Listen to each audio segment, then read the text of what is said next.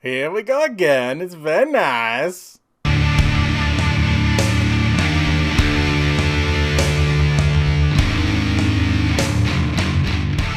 Hey everybody, what's going on? Welcome to an all-new Talkin Movies. As always, I am your host, the real Gino Reynolds, and today we're going to be talking about the return of Sacha Baron Cohen as Borat in Borat Subsequent Moviefilm.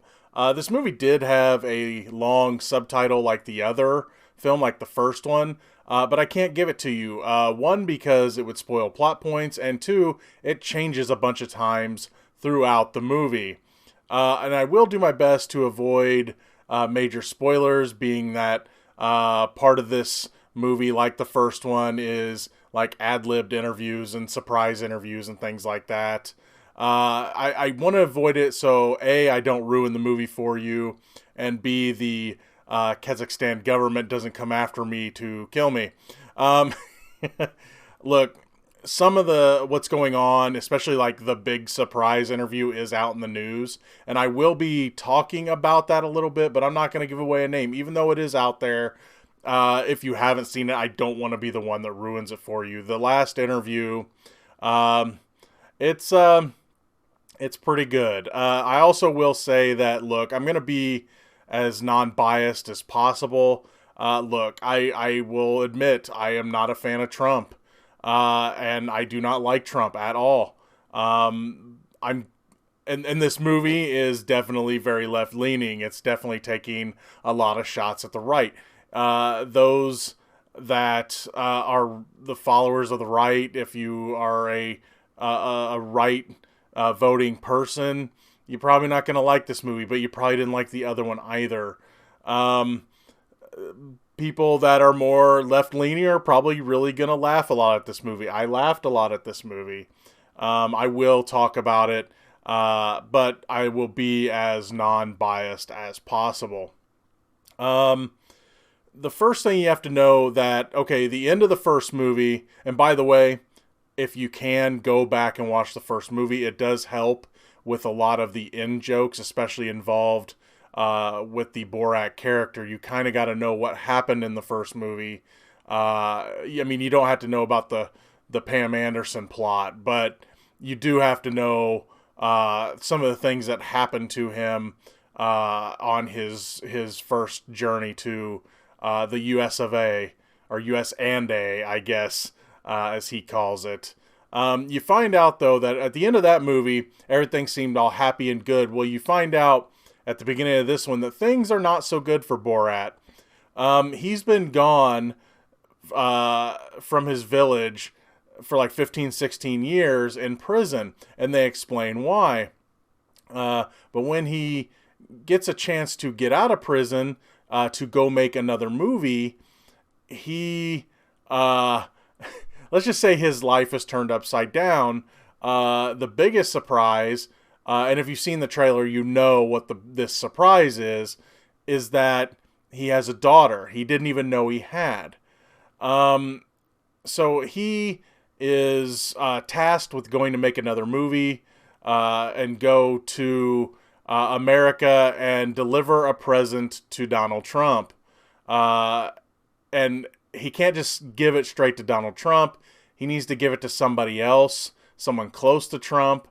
And they explain that the person he's going to give it to is like the biggest massive ladies man. And I'll just leave it at that. So him and the gift are shipped on a very long journey to many different places before they finally make it to the US and A. And when he gets there, when they open the crate, the present is gone and his daughter has stowed aboard. So what you get with this movie is Borat and his daughter traveling to different places in the country, and they're learning a lot about each other along the way, and they're learning about themselves, and it's just kind of for the most part, while it is a mockumentary, it is a father-daughter journey story as well. Like the first movie, the the story in this is fine. I actually like the story in this one better than I like the story of the first one. In part, I will say this. This movie makes a reference to my favorite movie of all time, and I loved it how they did it. But then it proceeds shortly after to make fun of one of the stars of that movie, and that made it even kind of funnier to me. So I like that, but I think the overall storyline in this one, the father-daughter story, just worked better than him just chasing after Pam Anderson in the first one. Though I thought that was funny, this one I think just resonated a little more with me. Because it's just a nice family thing that they got going on. Him, teaching her the Kazakhstan way, of how women are supposed to be over there. The guidebook for women is crazy. Like the first one, the strongest part of this movie is the shock value, the surprise interviews, the costumes, everything like that. I don't want to say much about it, but I will talk about some instances that you have probably seen in the news already here in a minute. But what they do really well is, and I like this, they give Borat a reason to wear costumes. See, whenever they show him running around as Borat when he first gets to the USA, people recognize him. They had seen the movie. They want to take selfies with him, all this, right? So now he has to wear costumes so people don't recognize him. And it just fits into, if he doesn't want to be recognized, he needs to wear costumes versus, I don't want them to recognize me so I can pull off this movie. So it works really well, and I liked how they did that. Some of these surprises you probably already know about. Again, I'm not going to spoil the big one, but I will talk about it here in a second. In the news a while back, there was a speech by Mike Pence that got disrupted by Sacha Baron Cohen. And also, there was a rally, right-wing rally that got punked by Cohen when he got up on stage and started singing, and the people were singing along with him. We all thought he was just pulling pranks. No, they were for this movie. So you get to see the entirety of what happened there, how he got in there to the Pence speech, how he ended up being able to go up on stage and sing the very inflammatory lyrics. So those are in this movie. The movie definitely resonates very well today. I will say, though I laughed a lot, I don't think there was really any jokes in this movie that you don't see coming a mile away. The setups are very easy. They'll mention something. Again, I don't want to spoil a lot of the shock stuff, but there's scenes where they'll set something up and you'll be like, gee, I wonder if that's going to come back. And it does. And it still could be really funny, but you see it coming a mile away. And again, I wish I could give you some examples, but I don't want to ruin them. Before I talk about this last thing, I will say this. If you didn't like the first movie, this one's not going to change your mind. If you like the first movie, you're going to like this one. I went back and watched the first one for the first time in a long time before watching this. And again, I highly recommend that you do. That way you can get all the references and everything, because I probably would have forgot half the stuff from the first movie and I wouldn't have caught it in this one. See, I like the first movie okay. It's not my favorite. It's not a bad movie. It's better than a lot of his other movies, like The Dictator. But I felt the same way about this one. Now, again, this one's a little more timely. But that being said, when the first Borat came out, it was timely as well. So I did enjoy this one a lot. But like the first one, unless they come out with another one, I probably wouldn't watch this one again. So let's talk about the big story here. And again, I'm not going to spoil really anything. But there's someone out there that got punked by Cohen big time, and he's out there just tweeting away, tweet, defending himself, saying, "Oh, this didn't happen, this didn't happen."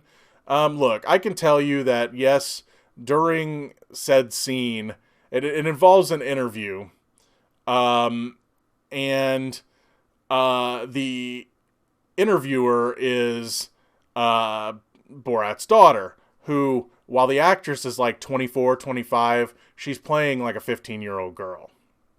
So, the interviewee, somehow she got an interview with this guy. I don't know how they pulled this off, but they did. But during the interview, let's just say that this guy is coming off very creepy. It's like the old guy at the club that feels like he's got a chance to score with the much younger woman. It's like that.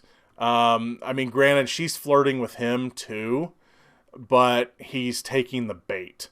And there is a scene where he claims he was adjusting a microphone cord, and granted, he probably was, but can I just say, how did the scene end up in the bedroom? Because, see, this interview's taking place in a hotel room. And it almost has to be hers, because they had some hidden cameras and stuff in different rooms. How did they pull that off if it was like a room he was doing interviews in? So yeah, while he can try to defend himself on the old tweeters, no, dude, you come off looking really, really bad. And it's honestly not a surprise that this guy comes off as Uncle Creepy, but you can defend yourself all you want. And sure, there's probably a little bit of Hollywood magic there, but yeah, you come off looking really bad, and it's quite funny. Disgusting, but quite funny. Again, if you like the first movie, you're going to like this one too. I am glad it didn't go to theaters, because I don't know. The first one I probably would have been like, I paid for this. It was funny for one. I'm glad I saw it. I probably would have felt the same way, but I am glad that they're putting this out on Amazon Prime. It comes out on Friday. So I got an early screener of it. I was happy I got to see it. But yeah, if you like the first one, you'll like this one. Definitely more timely. If you didn't like the first one, this isn't going to change your mind. That being said, I had a good time with it. I had some good laughs. And again, the shock value of the stuff where they're fooling people or doing things that people don't know they're going to do. That's like the first one. That's definitely the best part of this movie. That's going to be all for this edition of Talkin Movies. If you like what you've heard here, please subscribe to the Real Gino YouTube channel. Like this video. If you have anything to say about Borat Subsequent Moviefilm, please feel free to leave a comment in the section below. Till next time, I am your host, the Real Gino Reynolds, and it's very nice